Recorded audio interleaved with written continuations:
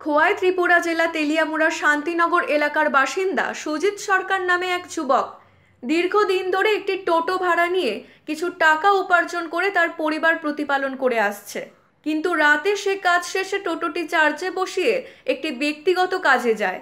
পরবর্তী সময়ে কাজ সেরে সে ফিরে এসে টোটোটি চার্জ থেকে খুলতে গিয়ে লক্ষ্য করতে পারে তার টোটোটির চার্জার থেকে খোলা রয়েছে এবং টোটোটির বহু মূল্যবান চার্জারটি সেখানে নেই।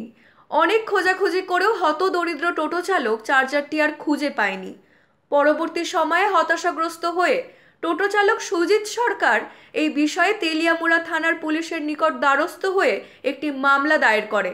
টোটো চালক সুজিত সরকার জানিয়েছেন, শুক্রবার তার পার্শ্ববর্তী বাড়ির লোক তার সাথে কোনো কারণ ছাড়াই ঝগড়ায় জড়িয়ে পড়ে এবং তাকে হুমকি দেয় যে তার অর্থ উপার্জনের একমাত্র সম্বল সেই টোটোটিকে নষ্ট করে দেবে।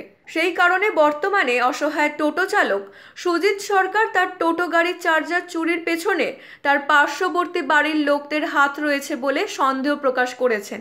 ত্রিপুরা থেকে বিক্রম কর্মকারের report, U Bangla TV. U Bangla TV, হৃদয় ছুঁয়ে যায়।